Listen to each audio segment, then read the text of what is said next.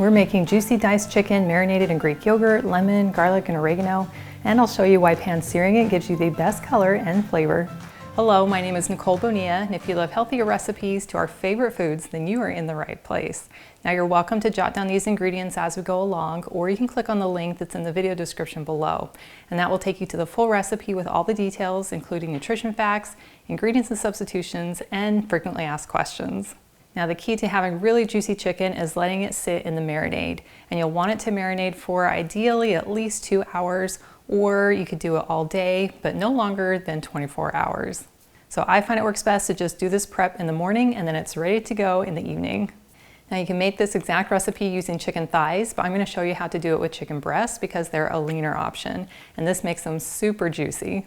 And I have found that I get the juiciest chicken if I tenderize it a little bit first. So I've just put 2 chicken breasts inside of this bag, and then I'll just use my rolling pin to lightly pound it.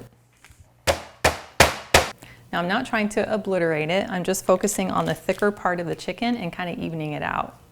And then we'll just take the chicken out of the bag and onto our cutting board. But we're going to save our bag to put it back in with the marinade. Now I've experimented with cooking these as the full chicken breast and then cutting it up after it's cooked, as well as cutting it up first and then cooking it. And by far, cutting it first and then cooking it gives you the most flavor, because each bite will have the most surface area that we can pan-sear. So I'll come in with my nice sharp knife and just cut these into about 1/2-inch strips. And I love using my hex-clad knives, which you can check out by clicking on the link in the description. And you'll want to do your best to cut them into even-sized pieces so that they cook evenly. And then instead of just adding the salt to our marinade, I like to salt the chicken first, because then that really gives that salt a chance to soak into the meat, which gives it tons of flavor. So I'm just going to sprinkle the top with some coarse sea salt. So this is about a teaspoon of salt. And I'll just gently press that into the chicken. And then to make our really simple marinade, we'll just take our bag that our chicken was in, and it helps that these are those kind of flat bottom Ziploc bags. And then we're going to add 1/4 cup of plain Greek yogurt. And then we're going to add 2 tablespoons of fresh lemon juice, 2 tablespoons of some white wine vinegar. You can also use red wine vinegar or even apple cider. 2 tablespoons of some light olive oil. You could also use regular olive oil. And then for our seasonings, we're going to add 1 tablespoon of oregano, 2 teaspoons of garlic powder, 1 teaspoon of onion powder, and 1/8 teaspoon of black pepper. And then we'll just simply lift up our bag and then just kind of squish it all together with our hands from the outside.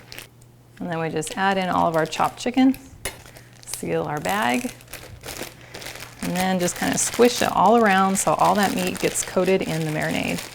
Here's a bag that I started marinating earlier, so it is ready to cook.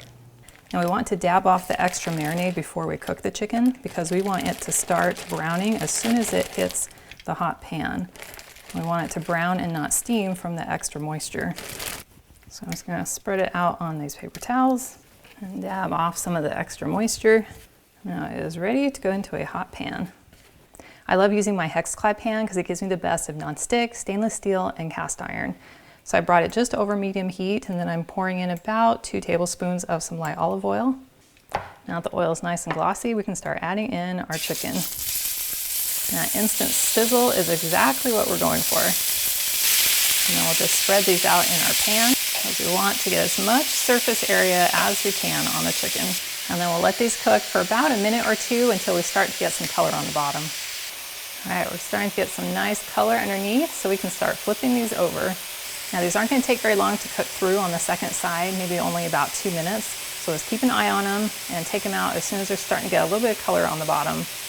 Since these on this side have a little more color, I know that they're going to be cooked through a little sooner. So I'm going to go ahead and start removing them from the pan. And I'll just transfer them to a plate. Well, this chicken is done, and I wish you could smell my kitchen right now because it smells unbelievable. And now we have a plate of juicy pan-seared chicken that is ready to be served and sampled. That tastes so good. That has so much flavor that is wrapped around that entire piece of chicken. I love it. It's really juicy on the inside and then just has that nice golden pan-seared crust on the outside. It has the perfect amount of tanginess from the lemon and just the right amount of herbs from the oregano.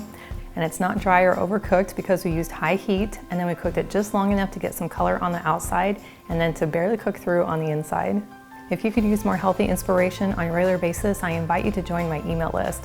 All you have to do is click on the link in the video description below, and that is the best way for us to stay connected. Well, thank you so much for hanging out with me today in my kitchen. I've included a link to the full recipe, and it's in the video description below, and that will take you to my website, gentletummy.com, and I invite you to join me again in my kitchen.